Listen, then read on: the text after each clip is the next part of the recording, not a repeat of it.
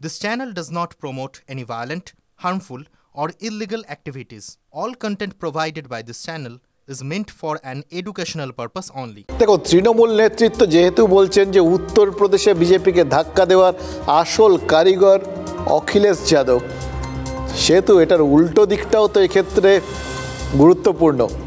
উল্টোটা কি?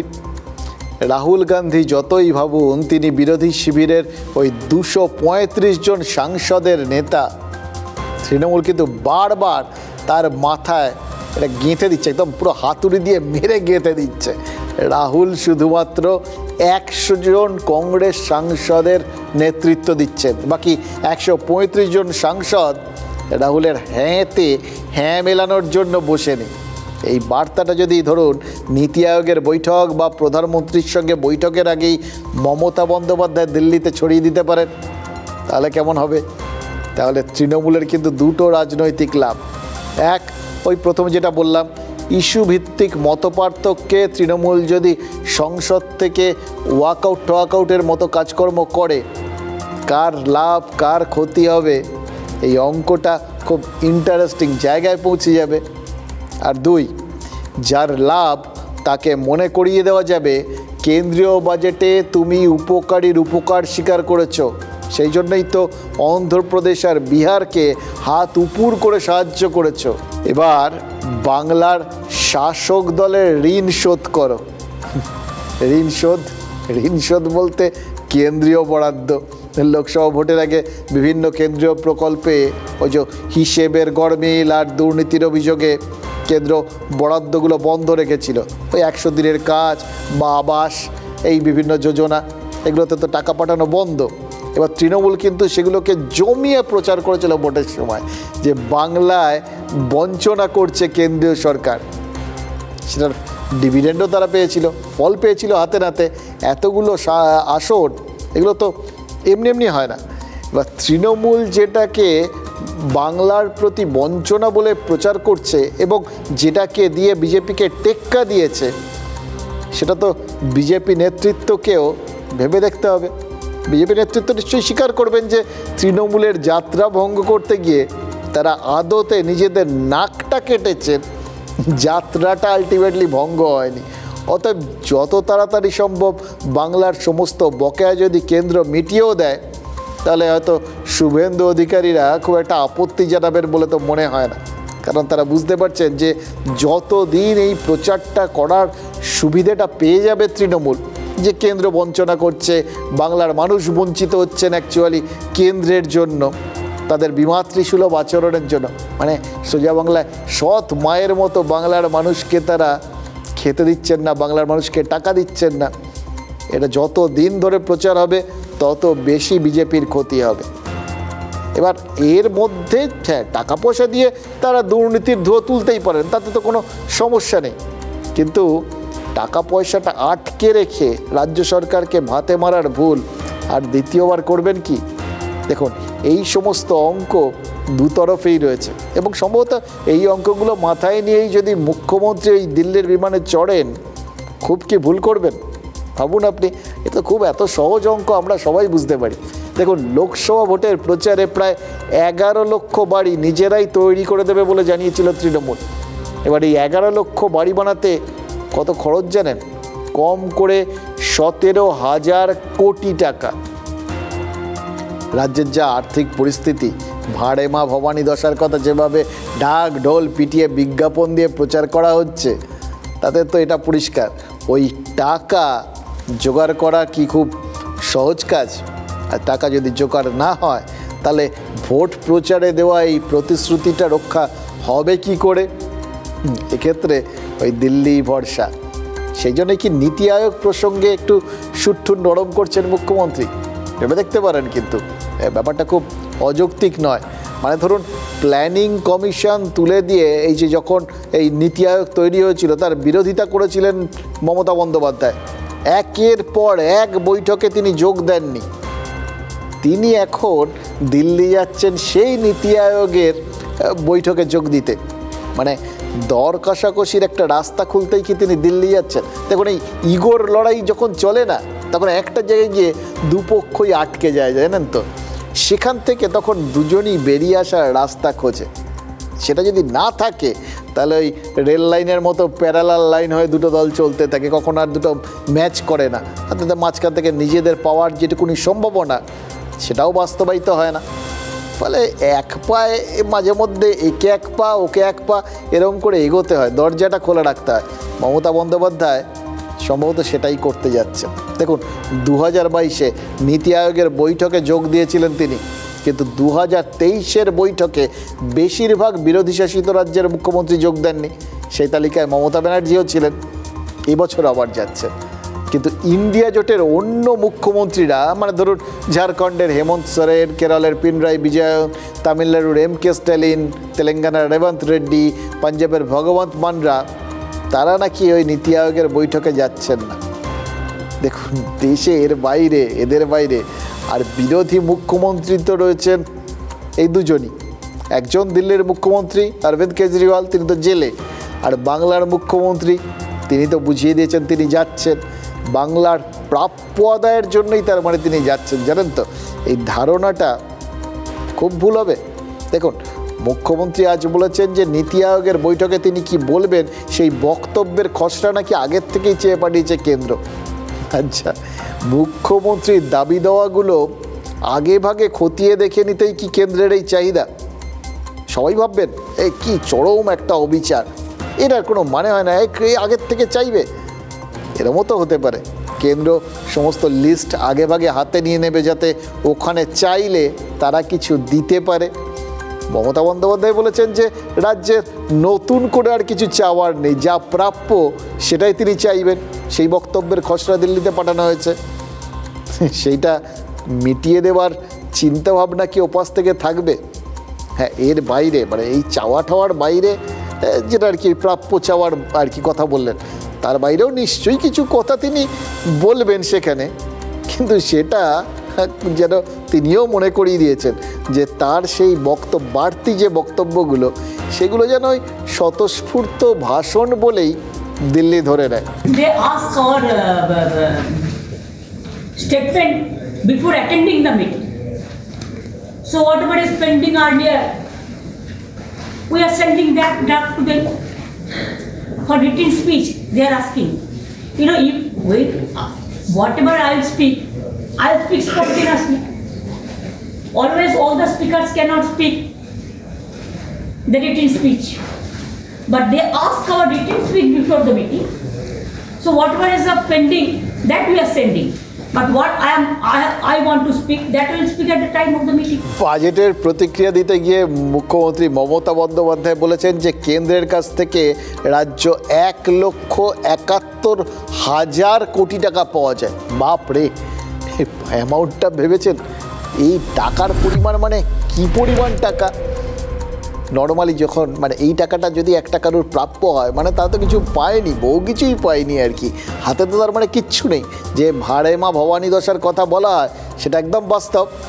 এবার যদি হাতে টাকা পয়সা না থাকে, বিশেষ করে যে মাসে একটু বাড়তি খরচ হয়ে যায়, আপনি আমি কি করি আপনারা জানেন যে আমরা সচরাচর আমাদের যেগুলো বেসিক খরচ সেগুলোতে আগে মন দিই, সেগুলো যত টেনে টুনে কিন্তু সেগুলোকে দিতেই হবে, খরচ করতেই হবে, সেই খাতে টাকা রাখতেই হবে। খাওয়া দাওয়া, জামা কাপড়, বাসস্থান, মানে ইএমআই টিএমআই। এরপর হচ্ছে আপনার শিক্ষা আর চিকিৎসা, এই দুটোর জন্য টাকা লাগবেই, মানে basics, back to the basics. আমাদের রাজ্য তারা সরকারি পরিবার, কিন্তু তারা মনে হচ্ছে অন্য থিওরিতে চলে। মুখ্যমন্ত্রী যত বলেন টাকা নেই, তত দেখি বিভিন্ন সামাজিক প্রকল্পের খাতে খরচগুলো বেড়ে যায়।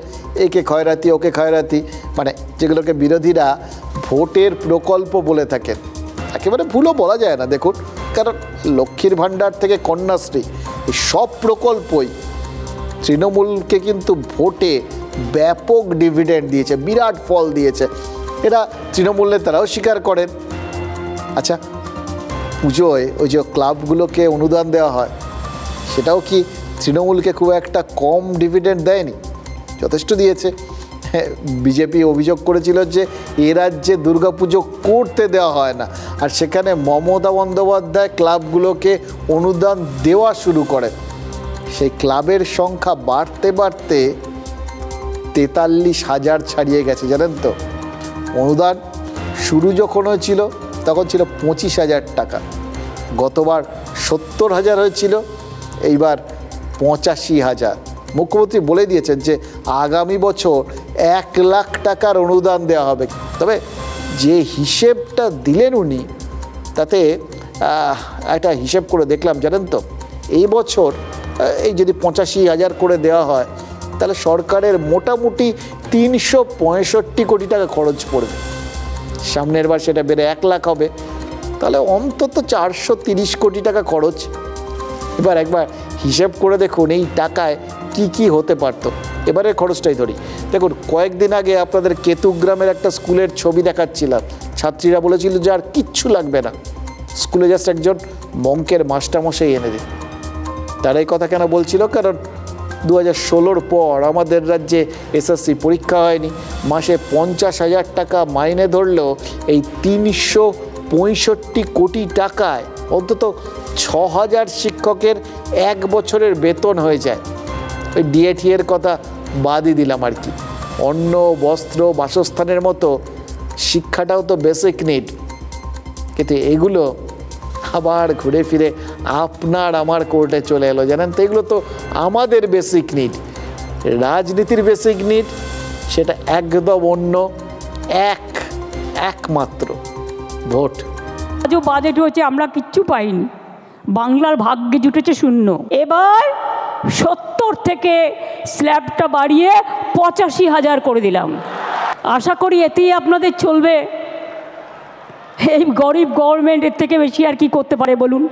এবার যদি 15,000 বাড়তে পারে, আগামী দিনও বলে রাখলাম, আগামী বছর এটা 1 করে দেবো। উনি ক্লাবকে টাকা দেবেন, দিন, কেউ তো মানা করেনি, কিন্তু তার সাথে সাথে ডিএটা দিন, চাকরিটা দিন, জিনিসপত্রের দাম কমান, বিদ্যুতের দাম বাড়াবেন না, এগুলো তো করুন। 365 কোটি টাকায় কতজনের চাকরি এবং মাইনে হতে পারে?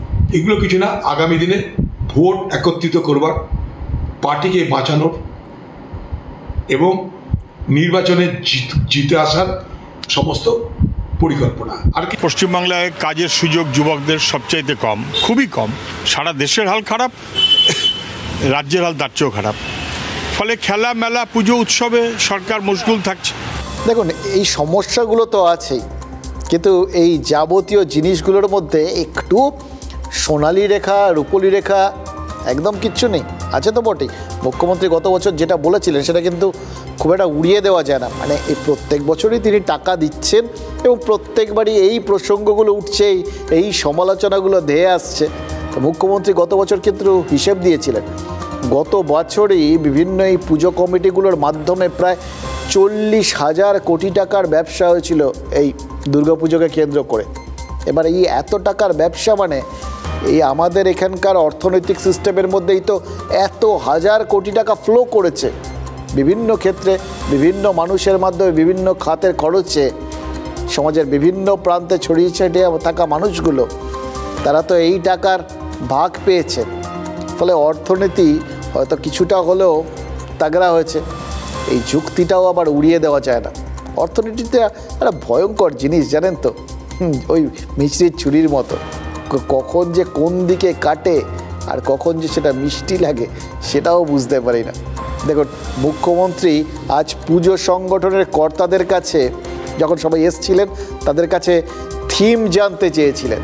না টাকা দিচ্ছেন বলে আগের থেকে থিম জেনে নিচ্ছেন এরকম নয়। মানে যেটা বলছিলেন যে তিনি নীতি আয়োগে যাচ্ছেন, আগের থেকে তার চাহিদা জানতে চেয়েছে, আগের থেকে ভাষণ জানতে চেয়েছে, এরকম না।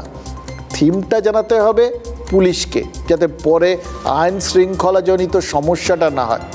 এটা নিশ্চিতভাবে একটা সাধু উদ্যোগ। মুখ্যমন্ত্রী তো নিজেই বলেছেন 112 ফুটের দুর্গা মূর্তি তৈরি হচ্ছে। এটার কথা শুনে ওই দেশপ্রিয় পার্কের সেই দুর্গা মূর্তির কথা মনে পড়ে গেল। সেটা তো পুজোয় সেবার দর্শন বন্ধ করে দিতে হয়েছিল, প্রতিমা দর্শন বন্ধ করতে হয়েছিল। আরও একটা জায়গায় আপনাদের মনে আছে, শ্রীভূমিতে সুজিত বসুর ওই শ্রীভূমি স্পোর্টিংয়ের পুজোতে আজও কিন্তু মুখ্যমন্ত্রী বলেছেন, জানেন তো, এমন লেজার করবেন না যাতে প্লেনের সমস্যা হয়। শুনেই মনে হলো এটাও কোথাও গিয়ে সুজিত বোসকেই শুনিয়ে রাখলেন না তো। কারণ শ্রীভূমি যেভাবে ওই বুর্জ খলিফা বানিয়েছিল, সেবারও তো এরকম লেজারের খেলা হয়েছিল, আর পুলিশ সেবার সেই লেজার আলো বন্ধ করে দিয়েছিল।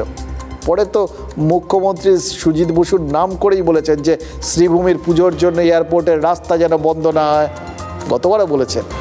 আসলে এই সব কটার মধ্যে কারুর ছবি দেখতে পাচ্ছিলাম।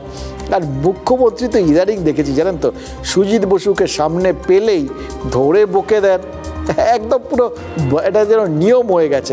এই সল্টলেকের বেআইনিভাবে ফুটপাত দখল হয়ে যাচ্ছে, সেই জন্য একদম সুজিত বসুকে ওই প্রশাসনিক বৈঠকে ডেকে একদম নাম করে তিরস্কার করেছিলেন। দেখে কি মনে হচ্ছে জানেন তো, এই সুজিত বসুর অবস্থাটা দিনে দিনে মন্দিরের ঘন্টার মতো হয়ে যাচ্ছে, বাজিয়ে দিয়ে চলে যাচ্ছে যা হচ্ছে। এখন এমনও হতে পারে যে এত ভালোবাসেন এবং তার ওপর এতটাই ভরসা মমতা বন্দ্যোপাধ্যায়, তিনি জানেন যে উনি আসলে তার একান্ত অনুগত এবং বিশ্বাসভাজন, এ সমস্ত কিছুতে রাগ করবেন না, কিন্তু তাকে এভাবে বকাবকি করলে অন্য কেউ শিক্ষা পেয়ে যাবে। এই বকাবকির থিমটা হঠাৎ নজরে এলো, তাই আপনাদের সাথে একটু শেয়ার করলাম আর কি। টিভিতে শুধু আমার ছবি দেখাবে, সেই জন্য এমন কিছু আমি করলাম যে সেখানে সারা কলকাতা স্তব্ধ হয়ে গেল একটা পুজোতে, সারা জেলা স্তব্ধ হয়ে গেল একটা পুজোতে। এটা যাতে না হয় দেখতে হবে। সুজিত বোস এখানে আছেন, একটা সভূমি পুজোর জন্য পুরো এয়ারপোর্টটাই বন্ধ হয়ে যায় প্রায়, এটা দেখতে হবে। রাস্তা যেন দেখুন, লোকসভা ভোটের আগে তৃণমূলের একাংশ ভোটারদের জন্য একটা বার্তা ছড়িয়ে দিয়েছিলেন চারপাশে, জানেন তো, একদম স্পষ্ট বার্তা। কিছুটা কারুর মনে হচ্ছিল একটু হুমকির সুর রয়েছে আর কি, যে ভোট দাও, অনুদান দাও, ভোট না দিলে অনুদান মিলবে না, এটাই হচ্ছে মোদ্দা কথা ছিল আর কি। এবার লোকসভা ভোটের পর কোথাও গিয়ে বোঝা গেল, মানে অভিষেক বন্দ্যোপাধ্যায় যেভাবে কড়াভাবেই ভোট ম্যানেজারদের জন্য বিভিন্ন টার্গেট সেট করে দিয়েছিলেন, সেটার আড়ালে তাদের জন্য শর্তটা একই ছিল, ভোট আনতে পারলে পুরস্কার, আর না পারলে হয় তিরস্কার অথবা স্ট্রেট বহিষ্কার। 21 জুলাইয়ের মঞ্চ থেকে অভিষেকের এই বার্তাটা তৃণমূলের কাউন্সিলর বা পঞ্চায়েত সদস্যদের জন্য। কিন্তু মুশকিল কি জানেন তো, এটা এটা কোথাও গিয়ে এই সমস্যাটা না ভীষণভাবে রাজ্যে দেখতে পাচ্ছি। এটা মমতা বন্দ্যোপাধ্যায়ের ক্ষেত্রেও সত্যি, অভিষেকের ক্ষেত্রেও সত্যি।